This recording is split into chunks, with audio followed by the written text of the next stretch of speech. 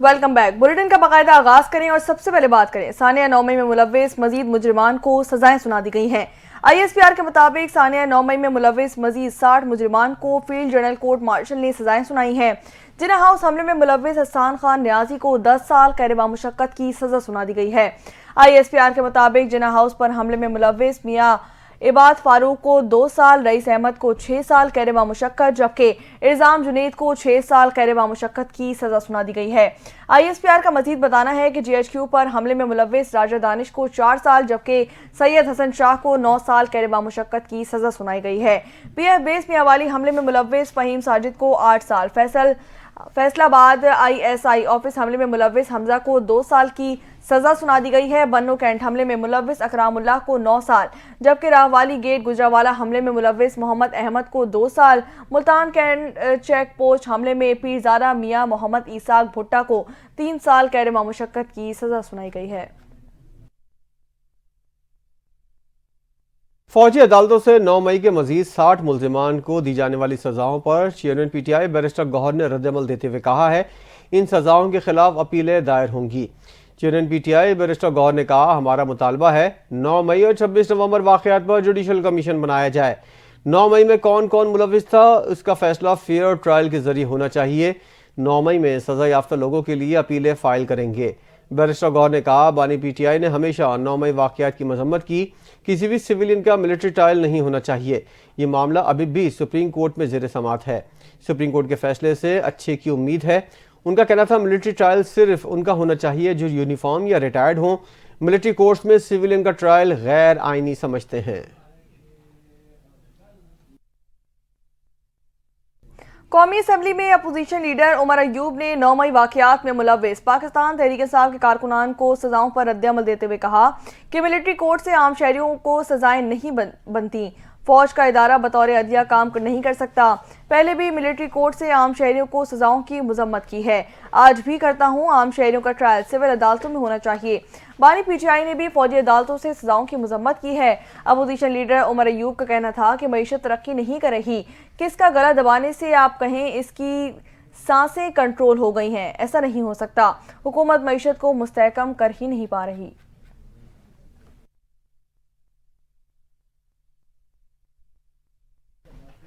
PTI نے 9 مئی واقعات کی شفاف تحقیقات کا مطالبہ کر دیا۔ سنی اتحاد کونسل کے سربراہ صاحبزادہ حامد رضا نے کہا تمام فوٹیج کی جانچ پڑتال کی جائے۔ بانی PTI ملک کی خاطر سب کو معاف کرنے کو تیار ہے۔ ان کی رہائی ہمارا سب سے بڑا مطالبہ ہے۔ تمام بے گناہوں کو رہا کیا جائے۔ مذاکرات کا ٹائم فریم جنوری 2025 تک ہے۔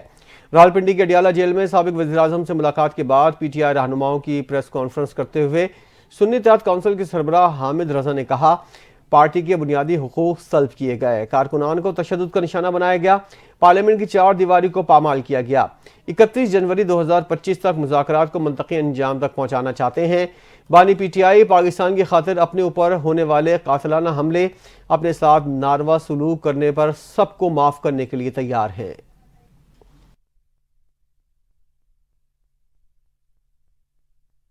وفاقی وزیر اطلاعات و نشریات عطا تارڑ نے میڈیا سے 9 مئی کے ثانیے کے حوالے سے اہم گفتگو کرتے ہوئے کہا کہ ثانیہ 9 مئی بانی PTI کی سازش تھی۔ 9 مئی کو فوجی تنصیبات کو شدیدی طور پر نقصان پہنچایا گیا۔ 9 مئی کے واقعات بڑی منصوبہ بندی کے تحت کیے گئے تھے جس کی ماسٹر پلاننگ بھی کی گئی تھی۔ ثانیہ 9 مئی کے مجرمان کو کیفر کردار تک پہنچانا ضروری ہے۔ تشدد اور انتشار پھیلانے والوں کو سزا ملنی بھی ضروری تھی کیونکہ انہوں نے دشمنوں کا خواب پورا کیا۔ جن مجرمان کو سزائیں سنائی گئیں ان کے خلاف پورے ثبوت اور شواہد موجود تھے۔ ثانیہ 9 مئی کیس کے فیصلے سے انصاف کا بول بالا ہوا۔ 60 مجرمان کو کسی اجرت میں سزا نہیں سنائی گئی ہے بلکہ ان کے خلاف تمام ناقابل تردید ثبوت بھی موجود ہیں۔ 9 مئی کے ملزمان کا فیئر ٹرائل ہوا ہے، ان کو اپیل کا مکمل طور پر حق حاصل ہے۔ 9 مئی ثانیہ کے منصوبہ سازوں کو بھی کیفر کردار تک پہنچانا ہوگا تاکہ کوئی ملک کی دفاعی تنصیبات کو کسی قسم کا نقصان نہ پہنچا سکے۔ خبر آپ کو دیں گے، سینیٹر عرفان صدیقی نے کہا ہے ہم بانی PTI کے بیانات کو نہیں، ان کی نامزد کردہ کمیٹی کے تحریری مطالبات کو دیکھیں گے۔ اپنے بیان میں ان کا کہنا تھا سینئر رہنما نے کہا کہ جانتے ہیں آئندہ بھی یہ سہولت فراہم ہوتی رہے۔ پہلے اجلاس کا ماحول بہت اچھا تھا، اچھی اوپننگ ہوئی، ہمارا بیٹھنا ہی بہت بڑی پیش رفت ہے۔ بانی PTI خود بھی کہہ رہے ہیں جیل سے نکلنے یا نکالنے کا کیا آئینی اور قانونی طریقہ ہے۔ وہ جانتے ہیں ہم نے کوئی حد مقرر نہیں کی جس حد تک پیش رفت کر سکتے ہیں اور نہ کریں گے۔ 60 افراد کو فیلڈ جنرل کوش مارشل سے سزائیں دینے اور اس کے ممکنہ اثرات کے سوال پر عرفان صدیقی نے کہا کسی کا قید ہونا ڈیڈ لاک نہیں کہلا سکتا۔ ماضی میں بڑے بڑے سیاسی رہنما لمبے عرصے تک جیل میں قید رہے۔ انہوں نے کہا بات چیت کا آغاز اس وقت ہوا جب خود بانی پی ٹی آئی کو سزا ہو چکی، مذاکرات کی سوچ سے سزاؤں کا کوئی تعلق نہیں۔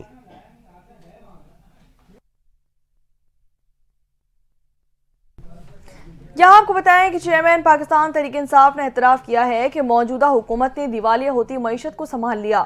اریالہ جیل راولپنڈی میں پیشی کے دوران بانی پی ٹی آئی نے صحافیوں کے سوالات کے جواب دیے۔ بانی سے صحافی نے سوال کیا کہ آپ تسلیم کر رہے ہیں کہ حکومت نے معیشت کو استحکام دیا ہے، جس پر بانی پی ٹی آئی نے جواب دیتے ہوئے تسلیم کیا کہ حکومت نے دیوالیہ ہوتی معیشت کو سنبھال لیا ہے۔ بانی پی ٹی آئی کا مزید کہنا تھا کہ معیشت دیوالیہ ہونے سے بچ گئی ہے لیکن ترقی نہیں ہوئی ہے۔ دوسری جانب پاکستان تحریک انصاف کی مذاکراتی کمیٹی کے اراکین بانی پی ٹی آئی سے ملاقات کے لیے اڈیالہ جیل آئی۔ بانی پی ٹی آئی سے ملاقات کے لیے اڈیالہ جیل پہنچنے والوں میں علی امین گنڈاپور، اسد قیصر، عمر ایوب، صاحبزادہ حامد رضا اور راجہ ناصر عباس شامل تھے۔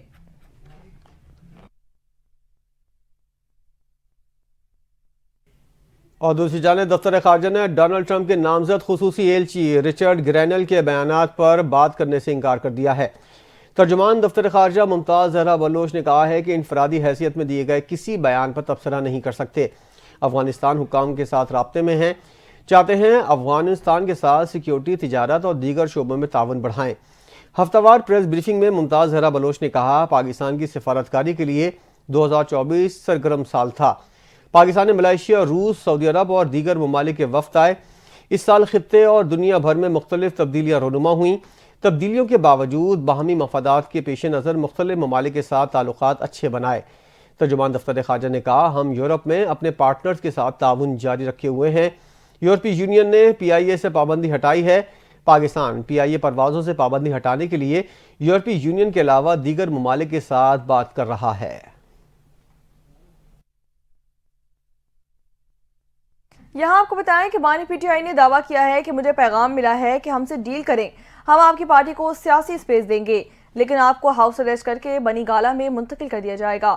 سوشل میڈیا ایپ ایکس پر اپنے بیان میں بانی پی ٹی آئی نے کہا کہ میں نے جواب دیا کہ پہلے باقی تمام سیاسی قیدیوں کو رہا کیا جائے، میں جیل میں رہ لوں گا لیکن کوئی ڈیل قبول نہیں کروں گا، ہاؤس اریسٹ یا خیبر پختونخوا کے کسی جیل میں نہیں جاؤں گا۔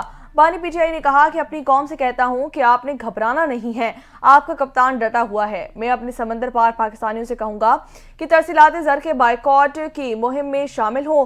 بانی پی ٹی آئی کا مزید کہنا تھا کہ ابھی ہمارے مطالبات کے حوالے سے کمیٹی ہی کھیلا جا رہا ہے، تاہم اگر مذاکرات سے مثبت نتائج آتے ہیں تو ترسیلات زر کے بائیکاٹ کی مہم روک دی جائے گی۔ انہوں نے فوجی عدالتوں کی جانب سے سزائیں سنانے جانے پر رد عمل دیتے ہوئے کہا کہ ملٹری کورٹ میں 9 مئی سے متعلق اپنی مرضی کے ٹرائل کیے گئے، اوپن کورٹ میں ٹرائل چلائے جاتے ہیں تو 9 مئی کی ویڈیو فوٹیج بھی دینی پڑتی ہے۔ گورنر پختونخوا فیصل کریم کنڈی نے میڈیا سے گفتگو کرتے ہوئے کہا ہے پختونخوا میں امن و امان کی صورتحال انتہائی ابتر ہے لیکن صوبے کا وزیر اعلیٰ علی امین گنڈاپور اس جانب کوئی توجہ نہیں دے رہا بلکہ وفاق پر اظہار کر رہا ہے۔ صوبے کو ایک اشتہاری قرار دیے جانے والے وزیر اعلیٰ کے حوالے نہیں کیا جا سکتا۔ پختونخوا کی صوبائی حکومت کرم کا ایک روڈ نہ کھول سکی، جو بھی مسائل ہیں وہ سڑک پر نہیں بلکہ پارلیمنٹ میں طے کرنا ہوں گے۔ گورنر فیصل کریم کنڈی نے کہا کہ پی ٹی آئی نے جو کچھ ریاست کے ساتھ کیا ہے وہ کسی نے بھی نہیں کیا ہے۔ جن کو پی ٹی آئی فارم 47 والے کہتے تھے اب این آر او کے لیے انہی کے پاؤں پڑ رہے ہیں۔ 9 مئی سانے کے مجرمان کی سزا کے حوالے سے ان کا کہنا تھا ملک میں سزا و جزا کا عمل ضروری ہے، فوجی تنصیبات پر حملے کرنے والوں کو کبھی معاف نہیں کیا جائے گا۔ 9 مئی سانے کے ماسٹر مائنڈ کو بھی عدالت کا سامنا کرنا ہوگا۔ وزیر اعظم کے مشیر بایہ سیاسی امور رانا ثناء اللہ نے کہا ہے کہ پاکستان تحریک انصاف سے مذاکرات میں ان باتوں تک پہنچنا جا سکتا ہے جس میں دونوں فریقین کے لیے آسانی ہو۔ سیاست میں اختلافات ہوتے ہیں لیکن ریاستی مفادات پر اتفاق رائے ہونا ضروری ہے۔ نہ انہوں نے ہماری ہر بات کو تسلیم کرنا ہے اور نہ ہی ہم نے ان کی ہر بات کو ماننا ہے۔ رانا ثناءاللہ نے مزید کہا کہ اگر وہ بانی پی ٹی آئی کی رہائی کی بات کرتے ہیں تو کیا یہ بات وزیر اعظم سے ہو سکتی ہے؟ جب پاکستان تحریک انصاف کے مطالبات بلیک اینڈ وائٹ میں آئیں گے تو ہم اس کا طریقہ کار بھی پوچھیں گے اور پھر ہم بھی لکھ کر دیں گے۔ رانا ثناءاللہ نے کہا کہ جب پاکستان تحریک انصاف کے مطالبات سامنے آئیں گے تو مذاکرات مکمل ہونے کے وقت کا اندازہ بھی لگایا جا سکتا ہے۔ میرا خیال ہے کہ 2 جنوری کو پاکستان تحریک انصاف کا چارٹر آف ڈیمانڈ آ جائے گا۔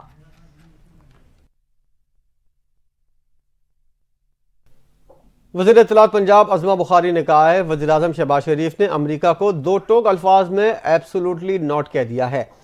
تحریک انصاف ایک طرف مذاکرات کا ڈرامہ کر رہی ہے اور دوسری طرف سول نافرمانی کی تحریک کا بھی ڈھنڈورا پیٹ رہی ہے۔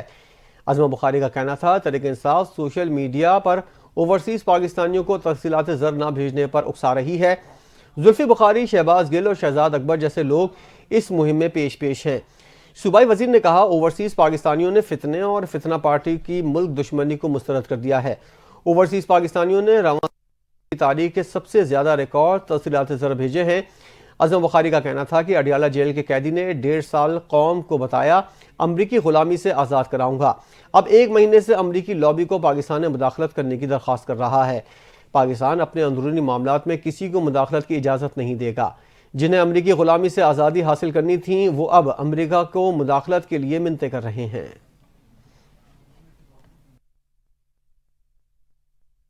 مسلم لیگ نون کے سینئر رہنما خواجہ سعد رفیق نے کہا ہے کہ امریکی صدر کے خصوصی نمائندے رچرڈ گرینل کا ضمیر اچانک جاگ اٹھا ہے۔ 2018 کے انتخابات میں دھاندلی اور اپوزیشن رہنماؤں کی طویل قید پر ضمیر خاموش رہا۔ انہوں نے کہا کہ نواز شریف کی منتخب حکومت کو عدلیہ، اسٹیبلشمنٹ اور تحریک انصاف کی ملی بھگت سے ختم کیا گیا تھا۔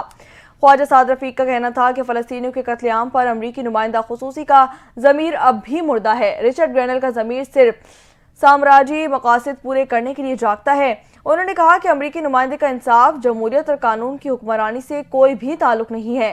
امریکہ مقصد چین بلاک کو توڑنا اور ایران کو گھیرنا ہے۔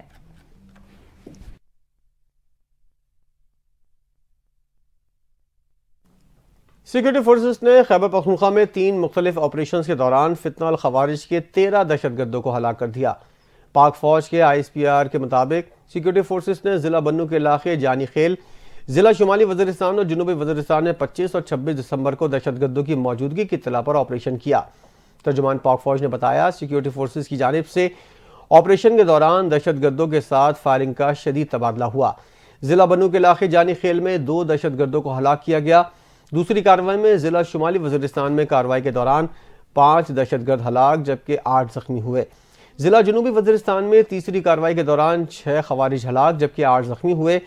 ترجمان پاک فوج نے بتایا خوارج دہشت گردوں کے ساتھ شدید فائرنگ کے تبادلے میں میجر محمد اویس بہادری سے لڑتے ہوئے شہید ہو گئے۔ ISPR کا کہنا ہے علاقے میں کسی بھی دہشت گرد کے خاتمے کے لیے کلیئرنس آپریشن جاری ہے۔ پاکستان کی سیکورٹی فورسز ملک سے دہشت گردی کی لعنت کو ختم کرنے کے لیے پرعزم ہیں۔ ہمارے بہادر جوانوں کی ایسی قربانیاں ہمارے عزم کو مضبوط کرتی ہیں۔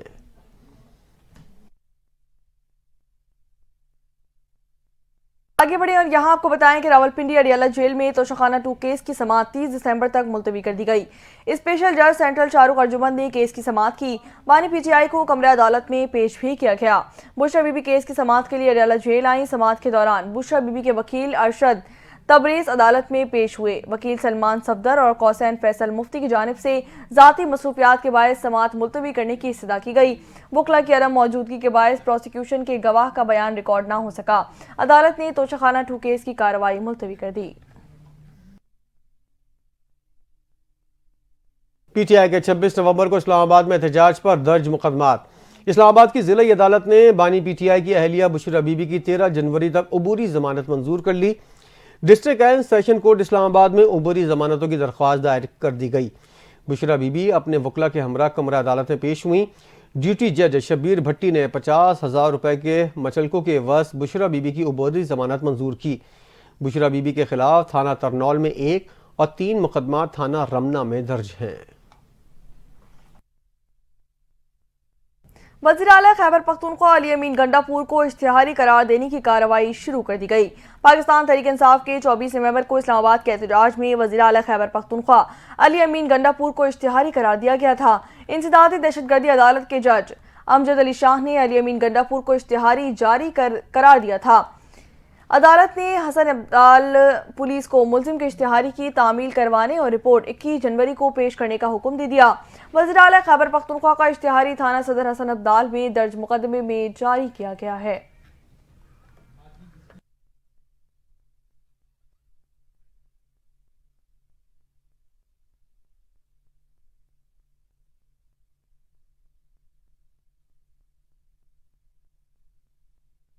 وفاقی وزیر خزانہ محمد اورنگزیب نے کہا ہے ٹیکس کے نظام میں اصلاحات لا رہے ہیں، معاشی استحکام کے لیے ٹیکس اہداف حاصل کرنا ناگزیر ہے۔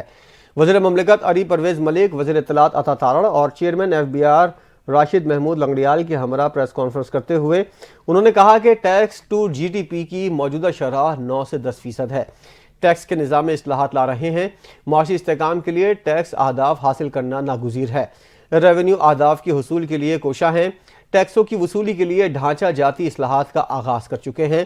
جو بھی اقدامات کر رہے ہیں قوم کو ساتھ ساتھ آگاہ کیا جا رہا ہے۔ محمد اورنگزیب نے کہا کہ افراط زر کو کنٹرول کرنے کے لیے اقدامات کر رہے ہیں، شفافیت کے لیے ڈیجیٹلائزیشن کی جانب جا رہے ہیں۔ ڈیجیٹلائزیشن کے عمل کو تیزی سے آگے بڑھایا جا رہا ہے۔ ہماری کوشش ہے ایماندار ٹیکس دہندگان پر کوئی بوجھ نہ پڑے۔ محمد اورنگزیب نے کہا ترمیمی بل کا مقصد ٹیکسوں کو 13.5% تک لانا ہے۔ ٹیکسوں سے متعلق یہ ہدف ہم نے 3 سال میں حاصل کرنا ہے۔ بدعنوانی اور ہراسیت کا خاتمہ ضروری ہے۔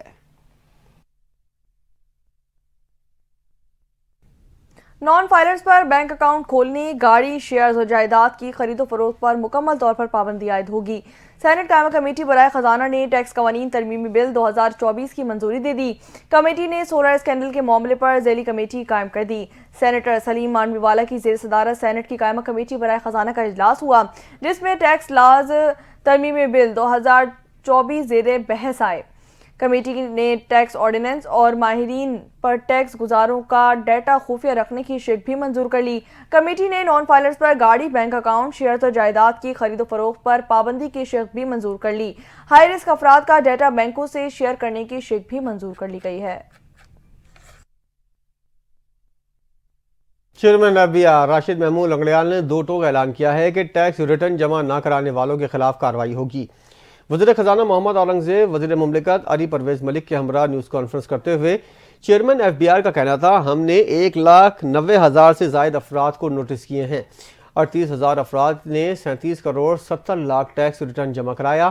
جنہوں نے ریٹرن جمع نہیں کرایا، ٹیکس نہیں دیا، ان کے خلاف کارروائی ہوگی۔ چیئرمین FBR نے کہا پاکستان کا ٹیکس گیپ 7,100 ارب اور انکم ٹیکس گیپ 2,400 ارب ہے۔ انوائسنگ کا عمل ڈیجیٹلائز کر رہے ہیں۔ فوکس ٹاپ 5% لوگوں پر ہے۔ براہ راست شوگر ملوں کو دیکھ رہے ہیں۔ پنجاب میں فیک یا فلائنگ انوائس پر کئی ملیں پکڑی گئی ہیں۔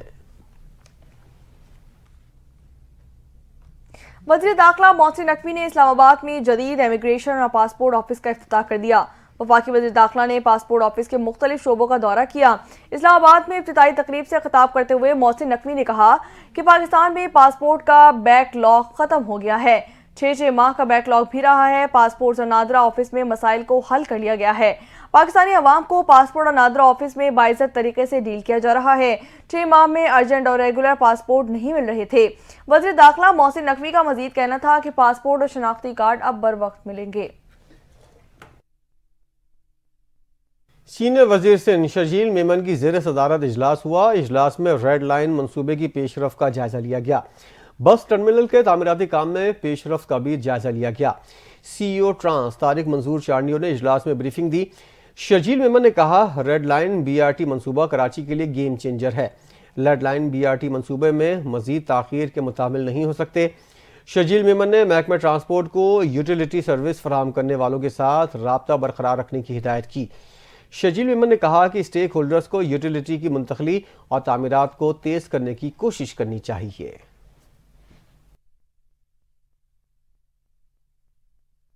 یہاں آپ کو بتائیں کہ سابق وزیر اعظم بے نظیر بھٹو شہید کی 70ویں برسی کے موقع پر گڑھی خدا بخش میں پاکستان پیپلز پارٹی کے کارکنوں اور عوام کی آمد کا سلسلہ جاری ہے۔ برسی کی مناسبت سے گڑھی خدا بخش میں استقبالیہ کیمپ بھی لگائے گئے ہیں۔ انتظامیہ کی جانب سے گڑھی خدا بخش میں 50 سے زائد کیمپس قائم کیے گئے ہیں۔ محکمہ صحت کی جانب سے ہنگامی طبی امداد کے لیے بھی 3 میڈیکل کیمپس بنائے گئے ہیں۔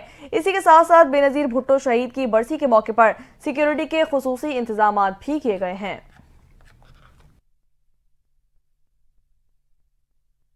وزیر داخلہ سندھ ضیاء الانجار نے پولیس کو ہدایت کی ہے کہ آئندہ احکامات تک صوبے بھر میں سیکیورٹی کو ہائی الرٹ رکھا جائے۔ بے نظیر بھٹو کی یوم شہادت کے موقع پر صوبائی سطح پر سیکیورٹی کو مربوط اور مؤثر بنایا جائے۔ ملک بھر سے گڑھی خدا بخش کی جانب کثیر تعداد میں کارکنوں کی آمد کو سیکیورٹی اقدامات کے پیش نظر رکھا جائے۔ انہوں نے کہا دیگر تمام صوبوں سے گڑھی خدا بخش آنے والے قافلوں کو ضلعی سطح پر سیکیورٹی فراہم کی جائے۔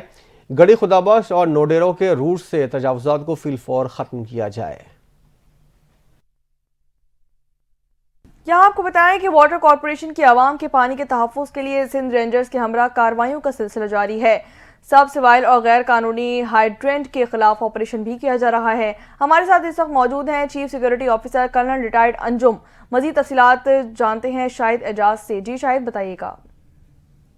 جی بالکل، واٹر بورڈ کی جانب سے خاص طور پہ اینٹی تھیفٹ سیل کی جانب سے آپریشن ڈیلی کی بنیاد پہ کیا جا رہا ہے۔ میرے ساتھ اس وقت چیف سیکیورٹی آفیسر موجود ہیں ریٹائرڈ کرنل انجم صاحب، ان سے بات کرتے ہیں۔ کرنل صاحب، یہ بتائیے گا کہ آپریشن تو روز کی بنیاد پہ کیا جا رہا ہے، لیکن کون کون سی جگہوں پہ اب تک آپریشن کیا گیا ہے؟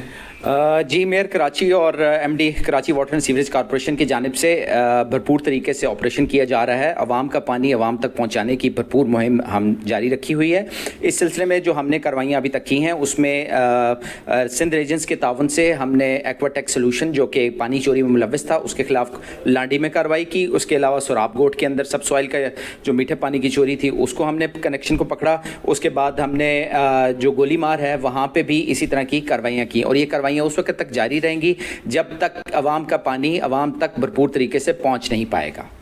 جی بالکل، یہ کرنل صاحب نے یہی کہنا تھا کہ خاص طور پہ ابھی بھی جہاں پر علاقوں میں غیر قانونی کنیکشن موجود ہے وہاں پر فی الفور طور پر میئر کراچی مرتضیٰ وہاب اور ایم ڈی واٹر بورڈ کی جانب سے احکامات کے بعد اینٹی تھیفٹ سیل کا آپریشن ڈیلی کی بنیاد پہ کیا جا رہا ہے۔ باقاعدہ طور پہ یہاں سے ٹیمیں نکلتی ہیں اور رینجرز کے ساتھ مل کے پاکستان رینجرز کے ساتھ مل کے آپریشن کیا جا رہا ہے، جس کے بعد جو وہاں پہ ہوتے موجود جو غیر قانونی کنیکشن میں ملوث لوگ ہوتے ہیں ان کے خلاف قانونی کارروائی بھی کی جاتی ہے۔ لیکن اس وقت شہر بھر کے اندر پانی کی قلت موجود ہے، لیکن اس وقت اینٹی تھیفٹ سیل کی جانب سے روز کی بنیاد پہ آپریشن کیا جا رہا ہے جس سے شہریوں کو پانی میسر ہو سکے۔ جی، پاکستان اسٹاک ایکسچینج میں کاروبار کا منفی رجحان 100 انڈیکس 191 پوائنٹس کمی سے 1,10,423 پوائنٹس پر بند ہوا۔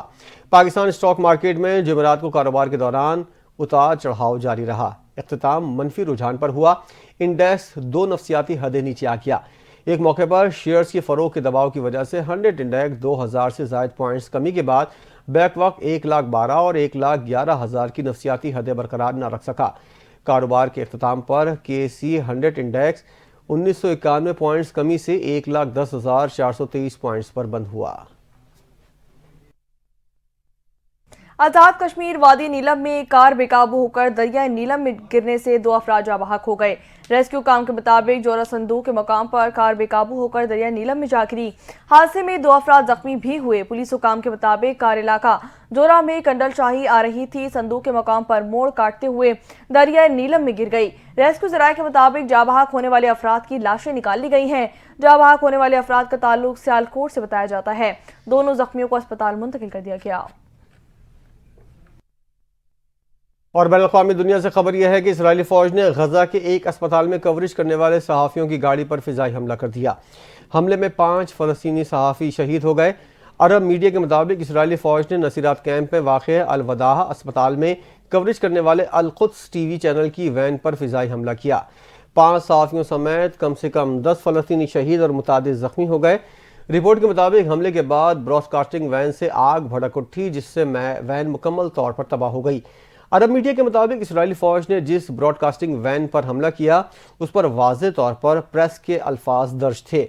اسرائیلی فوج نے صحافیوں پر ہونے والے حملے کی ذمہ داری کو قبول کرتے ہوئے کہا ہے، ہم نے دہشت گردوں کے سیل کو نشانہ بنایا ہے۔ صحافیوں کے حقوق کے لیے کام کرنے والی تنظیم کمیٹی ٹو پروٹیکٹ جرنلسٹ کے مطابق گزشتہ سال 7 اکتوبر سے غزہ، مغربی کنارے، اسرائیل اور لبنان میں کم از کم 141 صحافی اور میڈیا ورکرز قتل ہو چکے ہیں۔ ان میں سے 133 غزہ کے فلسطینی تھے۔ कजाकिस्तान में गुज़िश्ता रोज गिरकर तबाह होने वाले अजरबैजान के मुसाफिर बरदार तैयारे का ब्लैक बॉक्स तलाश कर लिया गया। गैर मुल्की खबर एजेंसी के मुताबिक हुकाम का कहना है कि ब्लैक बॉक्स मिलने के बाद कजाकिस्तान में गिरने वाले अजरबैजान के तैयारे की तहकीकात भी शुरू कर दी गई हैं। प्रोसिक्यूटर जनरल अजरबैजान का कहना है कि तैयारा गिरने की तमाम मुमकिन वजूहात का जायजा लिया जा रहा है, ताहम इस वक्त तैयारा गिरने की तहकीकाती नताइज जाहिर नहीं कर सकते। अजरबैजान की तहकीकाती टीम कजाकिस्तान में तैयारा गिरने की जगह पर तहकीकात कर रही है। मीडिया रिपोर्ट्स के मुताबिक तैयारे में अमले के अफराद समेत 67 अफराद सवार थे। तैयारा हादसे में 38 अफराद की मौत पर अजरबैजान में सोग है। तैयारे में सवार 42 अफराद का ताल्लुक अजरबैजान, 16 का रूस, 6 का कजाकिस्तान और 3 का किर्गिस्तान से है। और इसी के साथ न्यूज़ बुलेटिन से फिल वक्त इतना ही। मजीद खबरों और अपडेट्स के लिए देखते रहिए NTN न्यूज़।